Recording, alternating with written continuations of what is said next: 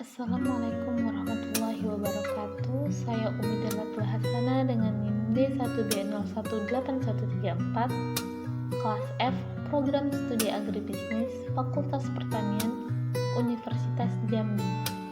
Di sini saya akan memaparkan tugas pertanian berkelanjutan yang membahas tentang Corporate Social Responsibility atau CSR yang diampu oleh Bapak Insinyur Elwa Mendri MSI dan Bapak Endi Efran SP MSI. CSR atau Corporate Social Responsibility adalah suatu konsep bahwa organisasi, khususnya perusahaan, memiliki berbagai bentuk tanggung jawab terhadap seluruh pemangku kepentingannya dalam segala aspek operasional perusahaan yang mencakup aspek ekonomi, sosial, dan lingkungan. Sandra Wadok menyatakan bahwa wacana dan praktik CSR merupakan dua dunia paralel. Wacana yang dimaksudkan yaitu untuk melakukan refleksi mengenai sejauh mana praktik CSR telah dilakukan di dunia usaha. Sifat paralel yang dimaksudkan oleh Wadok menyatakan bahwa keduanya adalah setara dengan negara-negara maju. Adapun karakteristik inti CSR yaitu meliputi sifat sukarela, internalisasi atau pengelolaan atas eksternalitas, orientasi atas beragam pemangku kepentingan, penyatuan antara kepentingan sosial dan ekonomi, kesesuaian antara praktik dan nilai, serta sifat melampaui filantropi. CSR dilaksanakan dengan beragam dari sudut pandang pelakunya. Ada perusahaan-perusahaan yang melaksanakannya sendiri atau sebaliknya, meminta pihak ketiga untuk melakukan sepenuhnya. Sementara perusahaan bertindak sebagai penyandang dana semata. Banyak praktik bisnis perusahaan yang menganaktirikan investasi sosial, yaitu melaksanakannya hanya ketika keuntungan sudah diperoleh. Menurut Pak Emil, praktik yang demikian berarti CSR hanyalah sampiran yang ditaruh pada bagian akhir aktivitas perusahaan. Padahal CSR seharusnya dilakukan sejak awal. CSR haruslah benar-benar menjadi cara berbisnis yang menyeimbangkan tujuan ekonomi, sosial, dan lingkungan atau triple bottom line. Hanya dengan demikian, CSR benar-benar menjadi kontribusi perusahaan terhadap tujuan pembangunan berkelanjutan. Pembangunan bukanlah upaya untuk meningkatkan kondisi ekonomi semata, seperti yang ditunjukkan selama abad ke-20. Pembangunan seharusnya merupakan upaya meningkatkan kesejahteraan masyarakat dalam pengertian yang utuh, yaitu sosial, lingkungan, dan ekonomi. Dimensi sosial. 1. Focusing on humanity and social, yaitu upaya untuk secara sadar dan terus-menerus meningkatkan kualitas manusia, baik yang terlibat dalam proses produksi maupun yang mengonsumsi produk yang dihasilkan. Dampak negatif kehadiran perusahaan adalah ketidakadilan sosial yang kemudian memunculkan disharmoni sosial, dan apabila tidak dikelola dengan benar, maka akhirnya akan menggerus kohesi sosial. Tanggung jawab tersebut mustahil bisa dilaksanakan manakala perusahaan tidak melakukan social impact assessment atau analisis dampak sosial dengan mendetail. 2. Free, prior, and informed consent atau hak masyarakat untuk mendapatkan informasi sebelum suatu kegiatan dilaksanakan dan atas informasi tersebut, atau tanpa tekanan memberi persetujuan atas dampak positif maupun negatif operasi perusahaan. 3. Grievance mechanism atau mekanisme penanganan keluhan. Perusahaan perlu membuat mekanisme berbagai keluhan bisa disampaikan dengan dicatat dengan benar. Bagaimana sumber permasalahan diselidiki dan diselesaikan seperti seharusnya, dan bagaimana hasil penyelesaian dikomunikasikan dengan benar. Dimensi lingkungan.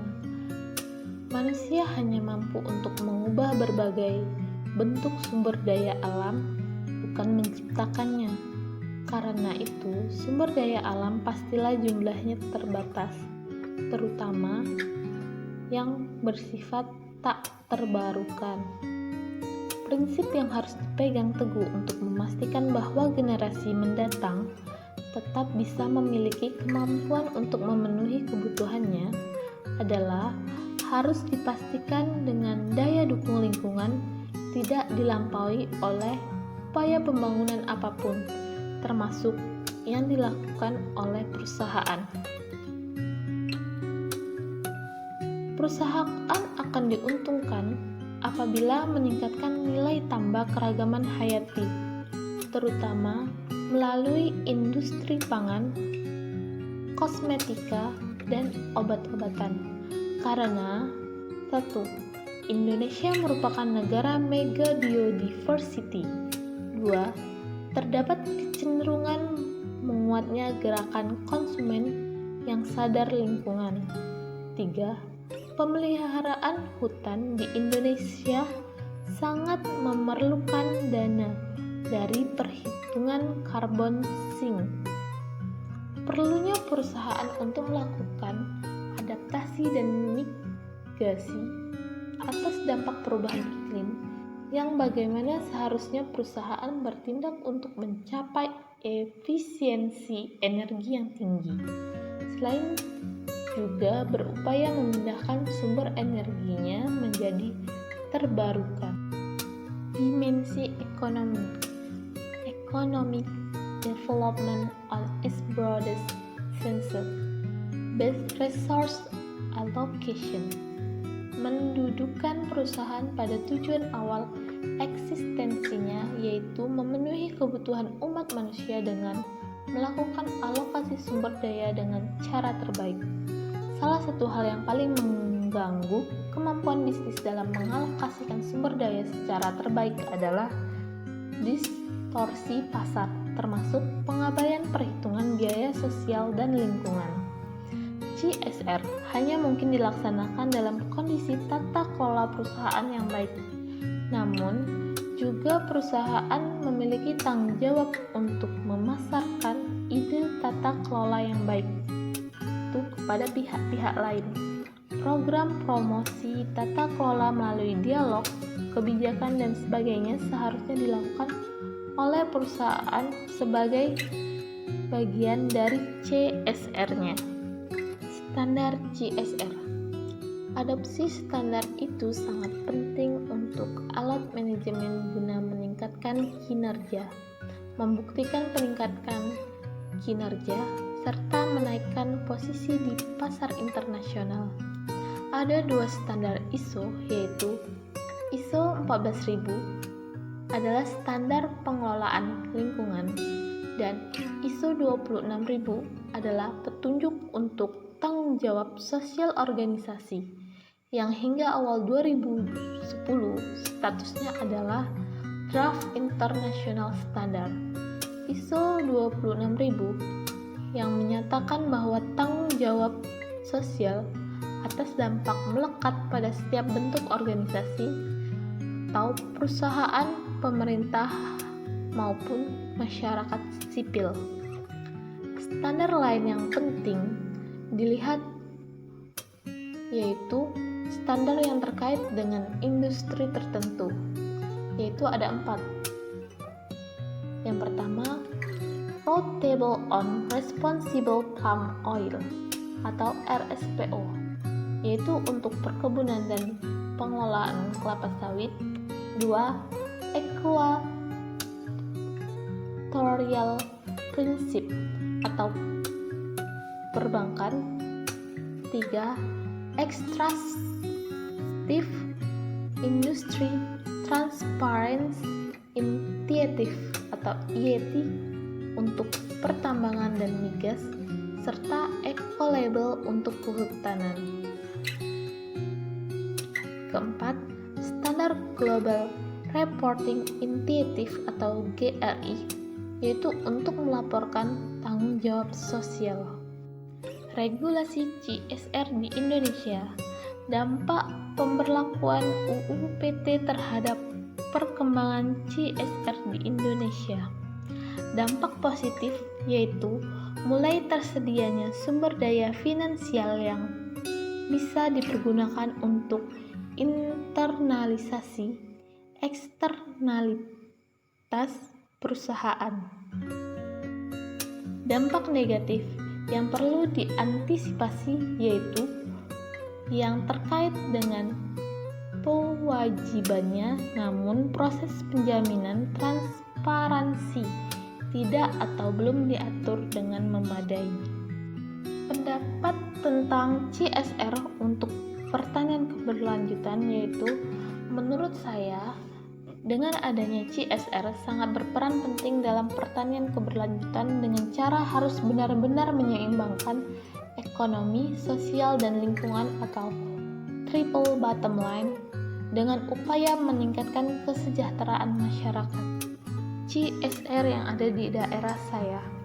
PT Pertamina EP, anak perusahaan PT Pertamina Persero, dan kontraktor-kontrak kerjasama di bawah pengawasan SKK Migas mempunyai tugas mencari sumber minyak dan gas untuk mendukung pencapaian target produksi yang telah ditetapkan, di mana juga menjalankan program-program pemberdayaan masyarakat yang memberikan nilai tambah bagi pemangku kepentingan dan telah berhasil mengkonsolidasikan kegiatan CSR atau Corporate Social Responsibility yang bila dirupiahkan lebih dari 14,3 miliar rupiah dari pelaku-pelaku usaha yang ada di Kota Jambi. Sekian, terima kasih. Semoga bermanfaat. Assalamualaikum warahmatullahi wabarakatuh.